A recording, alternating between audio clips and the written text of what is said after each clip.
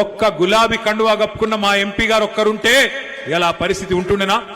గల్లాబట్టి అట్లెట్లా మాట్లాడతావు? బుద్ధుందా నీకు? 1200 మంది ఆత్మ బలిదానాలతో వచ్చిన తెలంగాణ ఇది అని చెప్పి నిలదీయకపోతుండేనా? దయచేసి ఆలోచించాలని చెప్పి నేను కోరుతా ఉన్నా. ఇవాళ తెలంగాణకు అన్యాయం జరిగినా, తెలంగాణను అవమానించినా, తెలంగాణను ఇష్టం వచ్చినట్టు మాట్లాడినా అక్కడ మాట్లాడేందుకు ఈ గులాబీ కండువా కప్పుకున్న వాళ్ళు లోక్సభలో లేరు. అందుకే పెద్దలు చెప్తారు, ఎట్టి పనికైనా మట్టి పనికైనా మనోడు ఉండాలి. ఏనాటికైనా తెలంగాణ మీద ఈ గులాబీ కండువా కప్పుకున్న కేసీఆర్ సైనికుడికి ప్రేమ కాంగ్రెస్ కు బీజేపీకి ఉంటుందా? మీరందరూ కూడా ఆలోచించాలి, ప్రజలకు చెప్పాలని చెప్పి కూడా నేను విజ్ఞప్తి చేస్తా ఉన్నా.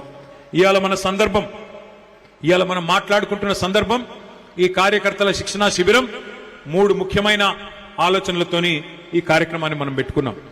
అందులో మొదటిది, మన పార్టీ యొక్క సంస్థాగత నిర్మాణం చేసుకోవాల్సిన అవసరం ఉన్నది. పార్టీ బలంగా ఉన్నది, ప్రజలు ఎదురు చూస్తున్నారు. ఎప్పుడెప్పుడు ఎన్నికలు వస్తాయా, ఎప్పుడెప్పుడు ఈ దిక్కుమాలిన కాంగ్రెస్ ను తీసి ఆ మూసీ నదిలోనో బంగాళాఖాతంలోనో పారేయాలన్నా అన్నట్టుగా ప్రజలు ఎదురు చూస్తా ఉన్నారు. రాష్ట్రమంతటా రైతులు ఎదురు చూస్తున్నారు. కళ్ళల్లోంచి నీళ్లు వస్తలేవు, కన్నీరు కాదు నెత్తురు నెత్తురు గారుతున్నది ఇలా రైతులకు. అట్లాంటి పరిస్థితి ఉన్నది. మరి తప్పకుండా ప్రజల్లో అభిమానం ఉంది, ప్రజల్లో కేసీఆర్ గారిని తిరిగి తెచ్చుకోవాలి అనే ఆరాటం ఉంది. కానీ అది జరగాలి అంటే మరి సుశిక్షితులైన సైనికుల్లాగా మన కార్యకర్తలు, మన నాయకులు ఎక్కడి వాళ్ళక్కడ తయారు కావాల్సిన అవసరం ఉంది.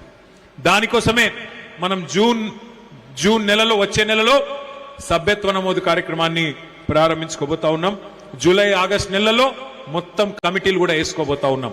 ఆ తర్వాత కమిటీలు వేసుకొని బ్రహ్మాండంగా మరి సుశిక్షితులైన సైనికుల్లాగా మిమ్మల్ని తీర్చిదిద్దడానికి అంబర్పేట నియోజకవర్గంలోని మరి ఒక ఎంపిక చేసిన 1000-1200 మంది కార్యకర్తలకు మంచి శిక్షణ కూడా ఇవ్వడం జరుగుతుంది.